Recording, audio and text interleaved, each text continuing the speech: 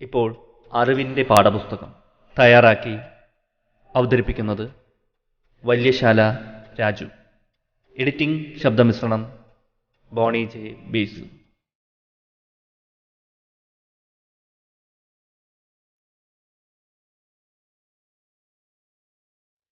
മഴക്കാലത്തെ ആരോഗ്യ സുരക്ഷ. പൊതുജനാരോഗ്യം കൂടുതൽ മെച്ചപ്പെടുത്തിക്കൊണ്ട് പകർച്ചവ്യാധികൾ തടയാൻ ശക്തമായ സജ്ജീകരണങ്ങൾ നിലവിലുണ്ട്. ഈ സംവിധാനങ്ങളെ വെല്ലുവിളിക്കുന്ന രീതിയിൽ നിർമ്മാർജ്ജനം ചെയ്തുവെന്ന് കരുതുന്നതും പുതിയതുമായ വൈറസുകളുടെ കടന്നുവരവ് ഇന്ന് സർവ്വവ്യാപകമാണ്. കാലാവസ്ഥാ വ്യതിയാനവും കാലം തെറ്റിയുള്ള മഴയും പകർച്ചവ്യാധികൾ പടരാൻ ഇടയാക്കുന്നുണ്ട്. കഴിഞ്ഞ കുറച്ച് വർഷങ്ങളായി കേരളത്തിൽ പകർച്ചപ്പനി ഉൾപ്പെടെയുള്ള രോഗങ്ങൾ പടരുന്നത് ഇതിൻ്റെ തുടർച്ചയാണ്. ശുചിത്വക്കുറവാണ് വിവിധ പകർച്ചപ്പനികളടങ്ങിയ രോഗങ്ങളുടെ എല്ലാം അടിസ്ഥാന കാരണം. ആരോഗ്യ വിദ്യാഭ്യാസ മേഖലകളിൽ ഏറെ മുൻപന്തി നിൽക്കുകയും വ്യക്തി ശുചിത്വത്തിന് പ്രാമുഖ്യം നൽകുകയും ചെയ്യുന്ന മലയാളി പരിസര ശുചിത്വത്തിലും പൊതു ശുചിത്വത്തിലും വലിയ അശ്രദ്ധ കാട്ടുന്നു. പൊതുസ്ഥലങ്ങളിൽ മാലിന്യങ്ങൾ വലിച്ചെറിയുന്നത് ശീലമാക്കിയവരാണ് നമ്മളിൽ പലരും. കാലവർഷത്തിന് മുമ്പ് സംസ്ഥാനത്ത് മഴക്കാലപൂർവ്വ ശുചീകരണ യജ്ഞം നടത്തി മാലിന്യങ്ങൾ നീക്കം ചെയ്താലും വീണ്ടും മാലിന്യം പൊതുസ്ഥലങ്ങളിൽ നിക്ഷേപിക്കപ്പെടുന്നു. പൊതു ശുചിത്വത്തിൽ ജനങ്ങൾ കുറെ കൂടി ജാഗ്രത കാട്ടിയില്ലെങ്കിൽ സർക്കാർ നടപ്പാക്കുന്ന പകർച്ചവ്യാധി നിയന്ത്രണങ്ങളൊന്നും ഉദ്ദേശിച്ച രീതിയിൽ മുന്നോട്ട് പോകണമെന്നില്ല. മഴക്കാലത്ത് പൊതുവെ രോഗങ്ങൾ കൂടുതലായി റിപ്പോർട്ട് ചെയ്യപ്പെടാറുണ്ട്. ജലദോഷം, വിവിധ പനികൾ, ജലജന്യ രോഗങ്ങൾ തുടങ്ങിയവയിൽ വർധനവ് ഉണ്ടാകുന്നുമുണ്ട്. പനി രോഗലക്ഷണമായതിനാൽ ഏത് വിഭാഗത്തിൽപ്പെട്ട പനിയാണെന്ന് കണ്ടെത്തി ചികിത്സ നൽകുക എന്നത് രോഗം ഗുരുതരമാകുന്നത് തടയാൻ വളരെ പ്രധാനമാണ്. പല പനികളും യഥാസമയം ചികിത്സ ലഭ്യമാക്കാതിരുന്നാൽ മരണകാരണവുമാകാറുണ്ട്. സ്വയം ചികിത്സ നടത്താതെ ഡോക്ടറുടെ അടുത്തെത്തി ചികിത്സ തേടണം.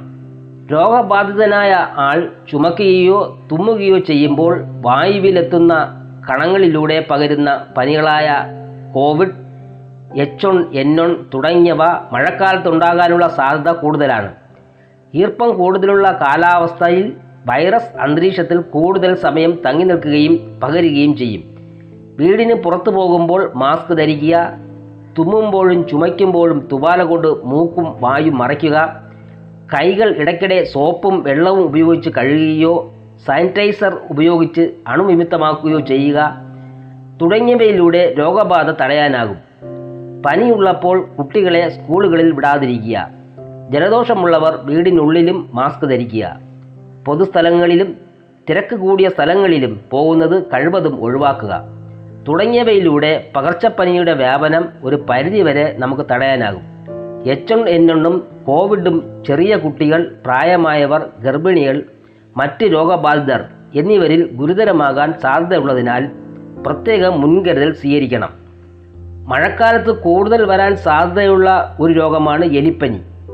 എലി, പട്ടി, പൂച്ച, കന്നുകാലികൾ തുടങ്ങിയവയുടെ മൂത്രം വഴിയാണ് രോഗാണു മണ്ണിലും വെള്ളത്തിലും എത്തുന്നത്. മുറിവുകളിലൂടെ രോഗാണു നമ്മുടെ ശരീരത്തിലെത്തുകയും എലിപ്പനി ഉണ്ടാകുകയും ചെയ്യുന്നു.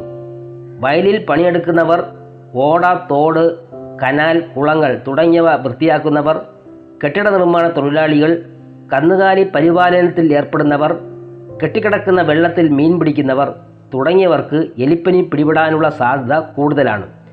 കയ്യുറ, കാലുറ എന്നിവ ധരിക്കുക. എലിപ്പനി പ്രതിരോധത്തിനായി ഫലപ്രദമായി കഴിക്കാവുന്ന മരുന്നാണ് ഡോക്സിസൈക്ലിൻ. എലിപ്പനി പിടിപെടാൻ സാധ്യതയുള്ള ജോലികളിൽ ഏർപ്പെടുന്നവർ ആഴ്ചയിലൊരിക്കൽ 2 ഡോക്സിസൈക്ലിൻ ഗുളിക കഴിക്കണമെന്നാണ് ആരോഗ്യ വിദഗ്ധർ പറയുന്നത്. എല്ലാ സർക്കാർ ആരോഗ്യ കേന്ദ്രങ്ങളിൽ നിന്നും ഗുളിക സൗജന്യമായി ലഭ്യമാണ്. വെള്ളപ്പൊക്കമുണ്ടാകുമ്പോൾ രക്ഷാപ്രവർത്തനങ്ങളിൽ ഏർപ്പെടുന്നവർ പ്രതിരോധ മരുന്ന് കഴിക്കാൻ പ്രത്യേകം ശ്രദ്ധിക്കണം. വീടിന് പരിസരത്തും പൊതുസ്ഥലങ്ങളിലും ഭക്ഷണ സാധനങ്ങൾ അലക്ഷ്യമായി കൂട്ടിയിടുന്നത് എലി, പട്ടി തുടങ്ങിയവയുടെ സാന്നിധ്യം കൂട്ടുകയും എലിപ്പനി സാധ്യത കൂട്ടുകയും ചെയ്യുന്നു. പനി ലക്ഷണങ്ങൾ കണ്ടാൽ ഉടൻ തന്നെ ചികിത്സ നേടുന്നതിലൂടെ രോഗം ഗുരുതരമാകുന്നത് തടയാനും മരണം ഒഴിവാക്കാനും സാധിക്കും. മഴക്കാലത്തുണ്ടാകുന്ന പ്രധാന കൊതുകുജന്യ രോഗമാണ് ഡെങ്കിപ്പനി. വീടിനുള്ളിലും വീടിൻ്റെ പരിസരത്തുമുള്ള ചെറിയ അളവ് വെള്ളത്തിൽ പോലും മുട്ടയിട്ട് വളരുന്ന ഈഡിസ് ഇനം കൊതുകുകളാണ് ഡെങ്കിപ്പനി പരത്തുന്നത്. അലങ്കാര ചെടികൾ, വെള്ളത്തിൽ വളർത്തുന്ന പാത്രങ്ങൾ, ചെടിച്ചട്ടിയുടെ അടിയിലെ ട്രേ, ഫ്രിഡ്ജിൻ്റെ പുറകുവശത്തെ ട്രേ, AC മെഷീൻ്റെ അടിയിലെ ട്രേ, വെള്ളം ശേഖരിക്കുന്ന പാത്രങ്ങൾ ഇവയൊക്കെ വീടിനുള്ളിൽ ഈഡിസ് ഇനത്തിൽപ്പെട്ട കൊതുക് മുട്ടയിട്ട് വളരുന്ന ഇടങ്ങളാണ്. ഇവയിലെ വെള്ളം ആഴ്ചയിൽ ഒരിക്കലെങ്കിലും കളയണം. വീടിന് പുറത്ത് അലക്ഷ്യമായി ഇട്ടിരിക്കുന്ന ചിരട്ട, കളിപ്പാട്ടങ്ങൾ, പാത്രങ്ങൾ, കുപ്പികൾ, ഉപേക്ഷിച്ച ടയറുകൾ, മൂടിയില്ലാത്ത ടാങ്കുകൾ, ടാർപോളിൻ ഷീറ്റുകൾ, ഓവുകൾ അടഞ്ഞിട്ടുള്ള ടെറസ്, സൺഷെയ്ഡ് എന്നിവിടങ്ങളിലൊക്കെ മഴയുള്ളപ്പോൾ വെള്ളം കെട്ടിനിൽക്കുകയും കൊതുക് മുട്ടയിട്ട് വളരുകയും ചെയ്യും. വെള്ളം ശേഖരിക്കുന്ന എല്ലാ ടാങ്കുകൾക്കും കൊതുക് കടക്കാത്ത വിധത്തിലുള്ള മൂടിയുണ്ടെന്ന് ഉറപ്പാക്കണം. ആൾതാമസമില്ലാത്ത വീട്, കാട് മൂടിക്കിടക്കുന്ന പറമ്പ് എന്നിവിടങ്ങളിൽ കൊതുകിൻ്റെ ഉറവിടങ്ങൾ ധാരാളമായി കാണാം. ഉടമസ്ഥരെ കണ്ടെത്തി ഇവിടങ്ങളിൽ ഉറവിട നശീകരണം നടത്തണം. റബ്ബർ, കമുക്, പൈനാപ്പിൾ പ്ലാന്റേഷനുകളും കൊതുകിൻ്റെ പ്രധാന ഉറവിടങ്ങളാണ്. റബ്ബർ പാൽ ശേഖരിക്കാത്ത സ്ഥലത്ത് പാൽ ശേഖരിക്കുന്ന ചിരട്ട, കപ്പ് എന്നിവ കമിഴ്ത്തി വയ്ക്കുകയോ റെയിൻ ഗാർഡ് സ്ഥാപിക്കുകയോ വേണം. തോട്ടങ്ങളിൽ പണിയെടുക്കുന്നവർ കൊതുകിനെ അകറ്റുന്ന ലേപനങ്ങൾ പുരട്ടുകയോ കൊതുക് കടിയേൽക്കാത്ത വിധം ശരീരം മുഴുവൻ മൂടുന്ന തരത്തിലുള്ള വസ്ത്രങ്ങൾ ധരിക്കുകയോ വേണം. കൊതുകിനെ അകറ്റുന്ന ലേപനങ്ങൾ പുരട്ടുക, ശരീരം മുഴുവൻ മറയ്ക്കുന്ന തരത്തിലുള്ള വസ്ത്രങ്ങൾ ധരിക്കുക, വിശ്രമിക്കുമ്പോഴും ഉറങ്ങുമ്പോഴും കൊതുക് വല ഉപയോഗിക്കുക തുടങ്ങിയ വ്യക്തിഗത സുരക്ഷാ മാർഗങ്ങൾ ഉപയോഗിക്കുന്നത് നല്ലതാണ്. വാതിലുകളിലും ജനലുകളിലും കൊതുക് വല ഘടിപ്പിക്കണം. കൊതുകിൻ്റെ ഉറവിട നശീകരണത്തിനായി ഡ്രൈ ഡേ ആചരിക്കാൻ സർക്കാർ നിർദ്ദേശം നൽകിയിട്ടുണ്ട്. വെള്ളിയാഴ്ചകളിൽ വിദ്യാഭ്യാസ സ്ഥാപനങ്ങൾ, ശനിയാഴ്ചകളിൽ ഓഫീസുകൾ, ഞായറാഴ്ചകളിൽ വീടുകൾ എന്നിങ്ങനെ കൊതുക് മുട്ടയിട്ട് വളരാൻ സാധ്യതയുള്ള എല്ലാ സാഹചര്യങ്ങളും വസ്തുക്കളും കണ്ടെത്തി ഒഴിവാക്കുക എന്നതാണ് ഡ്രൈ ഡേ കൊണ്ട് ഉദ്ദേശിക്കുന്നത്. ഡെങ്കിപ്പനി പരത്തുന്ന കൊതുകുകളാണ് ചിക്കൻ ഗുനിയയും സിഗയെയും പരത്തുന്നത്. സിഗ രോഗബാധ ഉണ്ടായാൽ അത് ഗർഭസ്ഥ ശിശുവിൻ്റെ ആരോഗ്യത്തെ ബാധിക്കുമെന്നതിനാൽ ഗർഭിണികൾ പ്രത്യേകം ശ്രദ്ധിക്കേണ്ടതാണ്. മഴക്കാലത്ത് പ്രതിരോധത്തിന് ഊന്നൽ കൊടുക്കേണ്ടവയാണ് ജലജന്യ രോഗങ്ങൾ. വയറിളക്ക രോഗങ്ങൾ, മഞ്ഞപ്പിത്തം, ടൈഫോയിഡ് എന്നിവ ജലജന്യ രോഗങ്ങളാണ്.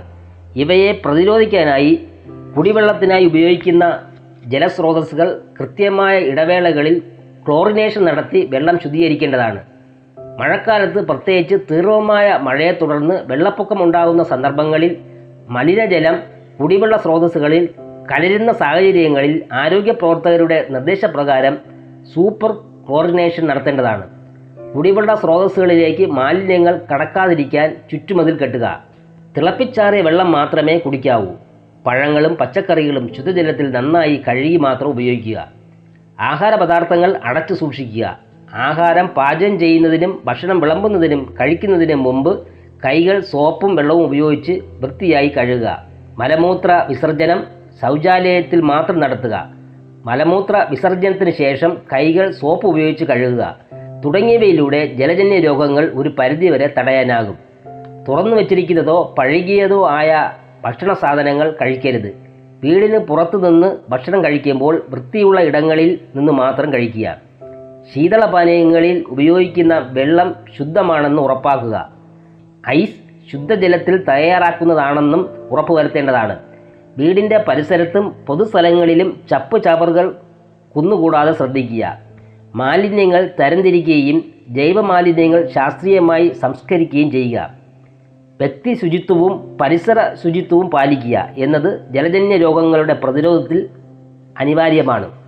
പകർച്ചവ്യാധി പ്രതിരോധത്തിനും നിയന്ത്രണത്തിനും ബോധവൽക്കരണത്തിനുമായി ആരോഗ്യ വകുപ്പ് നടപ്പിലാക്കിയിട്ടുള്ള പദ്ധതിയാണ് ആരോഗ്യ ജാഗ്രത. പ്രതിരോധ നിയന്ത്രണ പ്രവർത്തനങ്ങൾ മുൻകൂട്ടി ആസൂത്രണം ചെയ്ത് തദ്ദേശ സ്വയംഭരണ സ്ഥാപനങ്ങളുടെയും ആരോഗ്യ സ്ഥാപനങ്ങളുടെയും നേതൃത്വത്തിൽ ബഹുജന പങ്കാളിത്തത്തോടെയാണ് നടപ്പിലാക്കുന്നത്. ആരോഗ്യ ജാഗ്രതാ പരിപാടിയുടെ ഭാഗമായി പകർച്ചപ്പനി പ്രതിരോധത്തിനും ബോധവൽക്കരണത്തിനുമായി മാരിയില്ല മഴക്കാലം ക്യാമ്പയിന് തുടക്കമിട്ടിരിക്കുകയാണ്.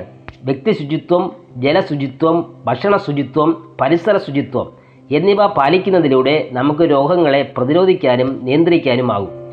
ഓരോ വ്യക്തിയിൽ നിന്ന് തുടങ്ങി കുടുംബങ്ങളുടെയും സമൂഹത്തിൻ്റെയും കൂട്ടായ പ്രവർത്തനങ്ങളിലൂടെ മാത്രമേ ഈ ലക്ഷ്യം നമുക്ക് കൈവരിക്കാനാകൂ. ഈ മഴക്കാലം ആരോഗ്യപൂർണമായി കടക്കാനാകൂ. ഇതിന് ആരോഗ്യ വകുപ്പിൻ്റെയും കേരള സർക്കാരിൻ്റെയും പ്രവർത്തനങ്ങൾക്ക് സമൂഹത്തിൻ്റെ ഒന്നായ പിന്തുണ ഉണ്ടാകണം.